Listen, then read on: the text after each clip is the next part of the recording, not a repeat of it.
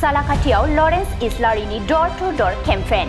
बे खेबाव सालाकाटियाव गुबुन रोखोमै फोसावदिंनायखौ नुनो मोन्दों UPPL दोलोखौ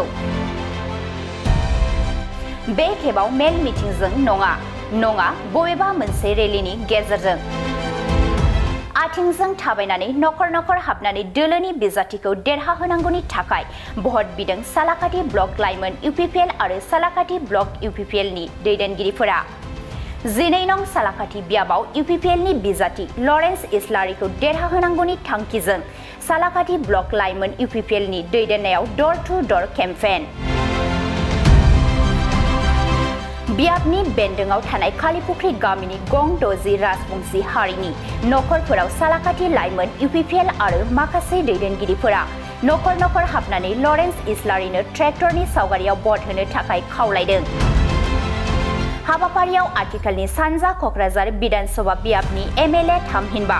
आथिखालनि 12 नं सालाकाटि बियाबनि बिजाथि लरेन्स इस्लारियाबो बाहागो लायो लोगोसेनो बाहागो लानानै मैखोमै दैदेनो कक्राझार जिल्ला UPPL लाइमोन गांखंनि आफादगिरि जनिल कुमार ब्रह्मआ हाबाफारियाव बाहागो लानानै खौरांगिरिफोरनि बिबुंथियाव MLA लरेन्स इस्लारिया सालाकाटि बियाबाव जौगाथायारि हाबा मावनायखौ नुनानै सालाकाटि हालामनि रायजो राजाफोरा आंनो भट होगोन होननानै बुंथिनायजों लोगोसे माखासे बाथ्रा बुंथिबावो लाय बिसि लायहोनो हय सार दिनै नोंथांनि जिथु बियाब सालाकाटि बेयाव खुब न' हाबनाय नुनो मोनदों दिनैनिफ्राय जोंनि नैबे कालिपुख्रि VCDC नि सिङाव जोङो नखर UPPL खुलुमनाय जे हाबाफारि बे हाबाफारिखौ जोङो जागायदों जोङो थांनाय जोंनि जे उफ्रा बिसायख'थि बे उफ्रा बिसायख'थियावबो जोङो न' थांनानै जोङो UPPL नि जोंनि बिजाथि निर्मल कुमार ब्रह्म बिथांनि भट बिदोंमोन जोङो आरो बेवहाय जोंनि रायजो राजाफ्रा जोंखौ जोबोद मोजां मोनदोंमोन आरो बेनिखायनो नैबे कालिपुख्रि VCDC आवबो जों गोबां भटआव जोङो देरहासार जानो हादोंमोन एबारनि जे बिसायख'थि बे बिसायख'थियाव जिहेतु पार्टिया आंनो सालाकाटि समस्तियाव टिकेट होबाय बेनिखायनो बे सालाकाटियाव जों देरहानांगौनि थाखाय दिनै जोङो सान हर जों खामानि मावगासिनो दङ UPPL खौ जों नैबे ओनसोलनि रायजो राजाफ्रा बजबनानै लादों मानोना UPPL आ नैबे कालिपुख्रि ओनसोलाव गोबां हाबाफारि मावदों दिनै बे कालिपुख्रिनि गेलेग्रा फोथारखौ फाहामना होदों बेवहाय दिनैहाय अपेन डायास होदों बेवहाय क्लाबाव बाउन्डारि वाल मार्केटाव सेंसन होदों कालिपुख्रि हाई स्कुलाव 3.5 कौटिनि बिल्डिं जागोन 30 आवार ग्राम उत्कर्ष अभियाननिफ्राय गंनै बेयाव हस्टेल जागोन कुर्साकाटियाव दिनै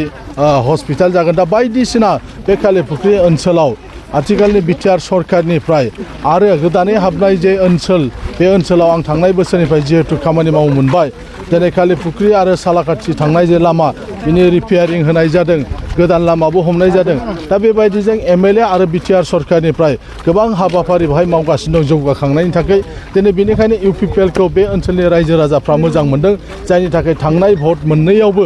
MLA नियावबो उफ्रा बिसायख'थियाव MP नि बिसायख'थियाव जोङो गोबां बेवहाय जोङो भट मोननो हादोंमोन गुबुन हानजानिख्रुइ बांसिन भट मोननानै कालिपुख्रि जिहेतु VCDC बेयाव जों देरहासार जादों दिनै आंनि बेलायाव बेवहाय आरोबाव मोनसे मोजां मोनसे धौ फैदों जे सासे माने खाथिनि मानसिया बेवहाय दिनै बे बिसायख'थियाव गेलेगोन आरो बिथांजों मोजां मोनसे सोमोन्दो जिहेतु दं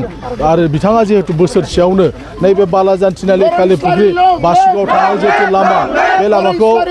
दिनै सामबालायाव सोनानै होनाय जाबाय बासुगाव थांग्रा जिहेतु साम्पा दै दङ बेवहाय ब्रिजबो जासिगोन दा बेफोरखौ नुनानै रायजो राजाफ्रा मोजां मोनदों जे बिथाङा जुदि देरहासार जानो हायोबा प्रमद बर'नि नैथि खेबनि जे सरकार जागोन बे सरकाराव मोजां मोनसे मासि मोनगोन आरो ओनसोलनि जौगाखांनायखौ मावनो हागोन साननानै दिनै मोनसे फोथायनाय फैदों आरो बेनिखायनो गुबुन हारि माहारिनि मानसिफ्रा दिनै जोंखौ सापर्ट खालामदों दिनै BTR सरकारा 14टा LP स्कुलाव कच राजबंशी जिथु भाषा सोलोंनाय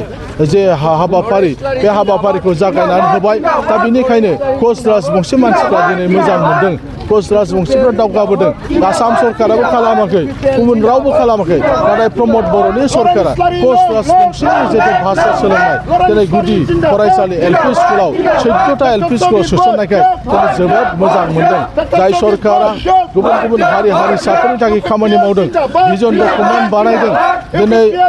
मिउजियाम बानायदों 18टा भाषानि दिनैहाय डिक्सनारि लेखा दिहुननानै होदों दा बायदिसिना हाबाफारिखौ नुनानै गमामायैनो मानसिफ्रा मोजां मोनदों दिनै बे ओनसोलनि अरुण राय आक्रासुनि बारग' आफादगिरि दिनै उषारानि राय महिला समितिनि गाहाय नेहाथारि बिथांमोना जोंनि पार्टियाव जगदान जानायनि उनाव बे ओनसोलनि कच राजबंशी बिदा फंबायफ्रा UPPL दलाव फोथायनाय फैदों आरो सानफ्रोमबो दिनै UPPL आव गोदान गोदान मानसिफ्रा हाबगासिनो दं दिनै जोंनि बेरेलियाव बारग' फोरोंगिरि बिथांमोना जोंनि पार्टियाव हाबदों आरो बे हान्जा सुरनायावबो बिथांमोना बाहागो लाफैदों बेबायदि दिनै कालिफुख्रि बिसिडिसिनि सिङाव मोनसे सोलायनाय फैदों आरो जों गमामायैनो सालाकाथि बियाबनिफ्राय नैबे कालिफुख्रि बिसिडिसिनिफ्राय जों गोबां भट मोननानै जों देरहासार जानो हागोन MCLA देरहासार दा आंनि थाखाय जेबो नङा बिथांमोना गावसिनि एजेन्डाखौ लानानै गेलेगोन जोंहा जोंनि एजेन्डाखौ लानानै गेलेगोन जोंनि एजेन्डाखौ अलरेडि रायजो राजाफ्रा मिथिखाबाय UPPL आ मा हान्जा आरो मा खालामगासिनो दं बेनिखायनो बिथाङा बिथांबायदि गेलेगोन जोंहा जोंनि पार्टिनि जे एजेन्डा बेखौ लानानै जोङो गेलेगोन दा बेनिखायनो रायजो राजाफ्रा बासिगोन बिथांमोना मा खालामखो आरो जों मा खालामगासिनो दं गोबां जों रायजो राजानि